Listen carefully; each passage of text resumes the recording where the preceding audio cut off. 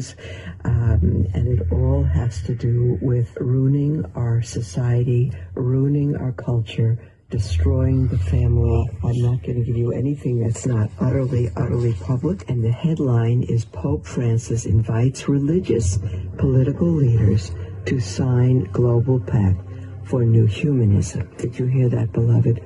A new humanism. It's not a better humanism. It really is a new humanism, not the one that God gave. It is an attempt to simply control the population of the world. It will be destructive. It will be immoral, and that's what it attempts to do. Pope Francis has announced he is hosting an initiative for a global pact to create a new humanism. The global event to take place at the Vatican on May 14th, 2020, that's next year, is themed Reinventing the Global Educational Alliance. Can you imagine? In the scriptures, St. Paul says, what alliance has Christ with Belial, which is the devil? And now we're doing it. Now it's planned for the church, headed by the Pope, to do it. So as to, quote, hand on to younger generations a united and fraternal common home. And I'll tell you, beloved, it is the common home of the devil. There is no common home we have but heaven. The Pope says, listen, a global educational pact is needed to educate us in universal solidarity and a new humanism. Beloved, that is what the communists set out to do. The evil has entered into the church, and it has been bought by the very Pope himself and the hierarchy. Christ was never mentioned in this article. There's nothing of Christianity in this at all. Nothing. Beloved, this is against God. This is demonic. This is not to protect the family at all. You'll see later on, weaving relationship with families. Pope Francis asserted the need to create an educational village in which, quote, all people, according to their respective roles,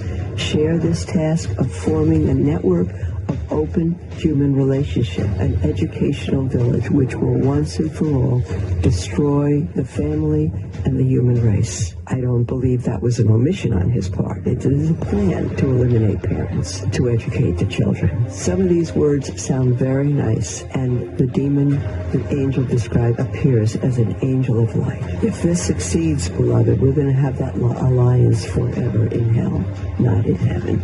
Will wipe out Christianity. This is demonic. Beloved, I'm sure we all know we are living, not even in the last days. It seems like we are living in the few minutes before the clock strikes midnight for the Lord to show up, show off, show out. This is a Catholic nun who is reading this. You know, when the Bible talks about a great falling away, many times we only attribute that to Christians walking away from their faith. I think that's a double-edged sword, or there's a two-sided way to look at that scripture.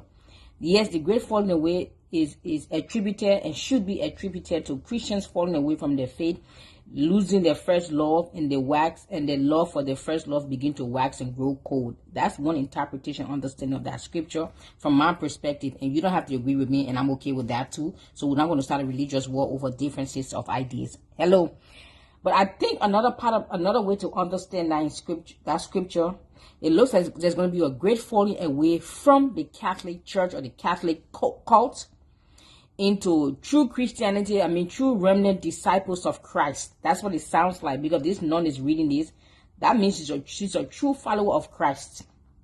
She just found herself in Catholicism.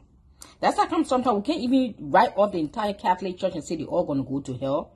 Because we really don't know that people may be in there, maybe they were born there. For whatever reason, they're there. But that doesn't mean they're all going to go to hell. They probably truly know Christ, love Christ. Their eyes just have not been really open to 100% come out. So we cannot 100% write the Catholic religion or denomination, completely off. Look what this Catholic nun is saying. She's literally exposing the very Pope that some of us Christians say that he ain't real. And I believe he is. He's not real. So I think a part of that great falling away of that scripture, my understanding, you got to agree with me, is there's going to be a great falling away also from the Catholic Church or the Catholic cult. And I'm so glad to hear this message coming from the lips of a Catholic nun. So, and it's good that other nuns and other die-hard Catholic people will listen to her and let this message that she's saying convict them and open their eyes. The Pope is interested in starting a new humanism. That's what that means. They want to create, if they haven't already done so, in my mind, I believe they have already created a new kind of human species. They're just waiting for the right time to show it off to the world. It's not something that's coming. They have been working upon it for years. We're probably just hearing about it now. And I believe, and I think Prophet Sadhu have also said it, that the Lord told him that this current Pope is the false prophet that is spoken about in the book of Revelation. So if that prophecy and that revelation from Sadhu is true, that means he is just setting the stage for the end time battle and the end time showdown. He's just setting the stage and preparing the way for the Antichrist to show up for the final showdown between the kingdom of darkness and the kingdom of light. I'm going to let you continue to listen to her message. Very powerful, very insightful, very informative. And it's time for everybody to open their eyes. Catholic or not, it's time for people to open their eyes and develop a relationship with God one-on-one, so you're not deceived. Hold on. This is demonic.